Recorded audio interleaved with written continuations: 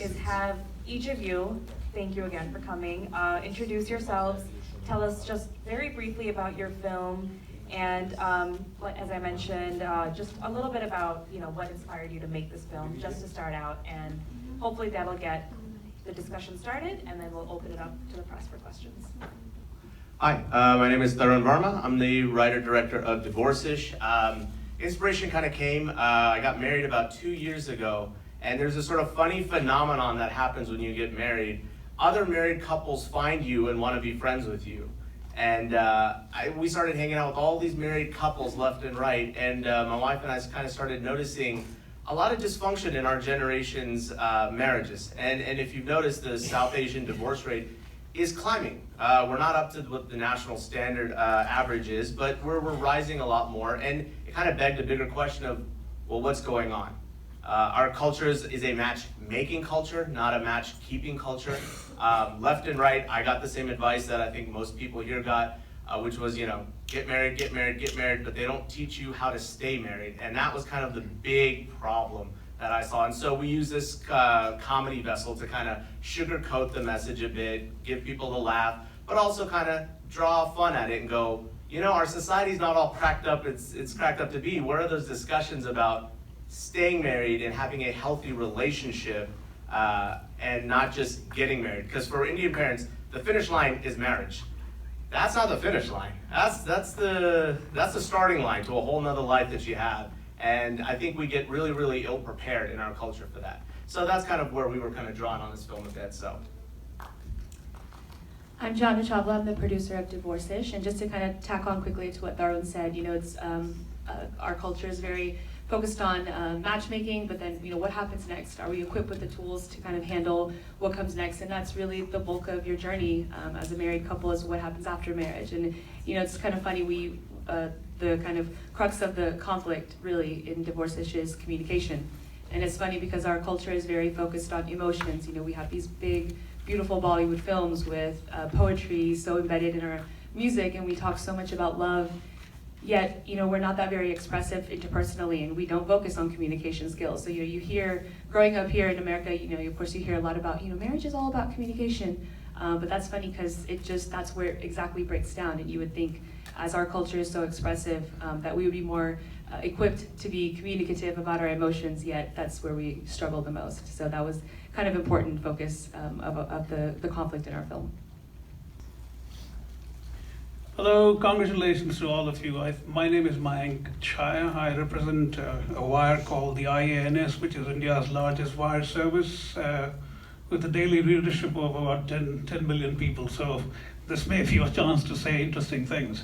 Let me set off with a couple of broad questions. I find that all of you draw your strengths on the technological advancement that has taken place because of digital filmmaking.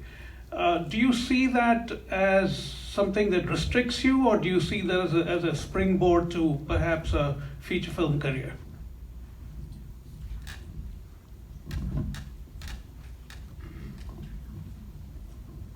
Gotcha. So when I first started a while back, about 10 years ago, shooting on digital was a very, very different animal than it is today. Filmmakers were still scrounging for money to be able to shoot it on 16 millimeter and things like that.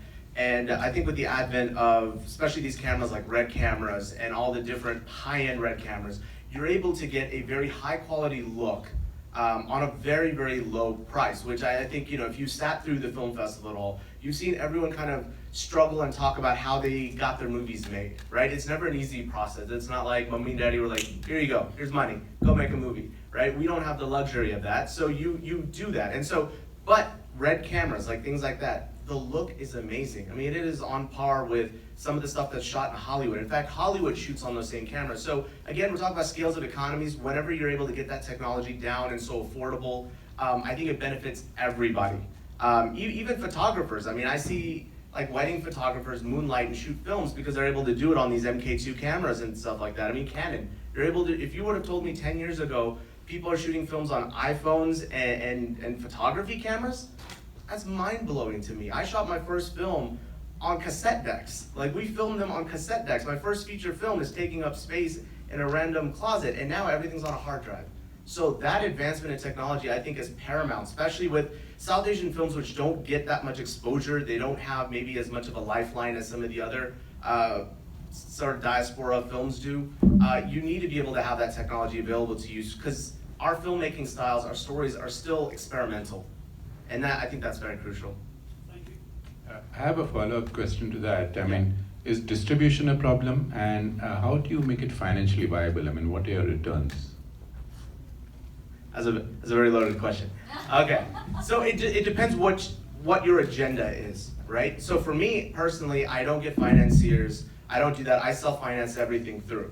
I did the good Indian boy thing, and this isn't something that's my day job yet. So we're able to make quite enough to where we fund our own films, and we don't have to worry about external pressure and investors sort of tweaking your vision of how you want to do things. And I think for me that was paramount, because I made a feature before and I went through a very bad experience where I had bad investors and they wanted to push this. They were like, "Mere bete ko bhi dal do movie mein." It's like, no, you don't want to be subjected to that as a filmmaker. So for me, that's there. And so because You know all about it. yeah, so you want to be able to. It's your goal, and some people, they have a YouTube platform wherever they want to release films, and that's great too. And you're able to get it out to a mass amount of groups, and more YouTube groups out there are amassing millions and millions of followers, and they're willing to showcase these films on their platforms. And I think that's kind of the next step after the film festival circuit, is you put those online, and this way somebody sitting in Russia, somebody sitting in Brazil, who's Desi or not even Desi, can consume your content, and I think that's crucial. So again, if the press has more questions, after this we'll have one-on-one press interviews as well, okay? So thank you guys, again, big round for these filmmakers.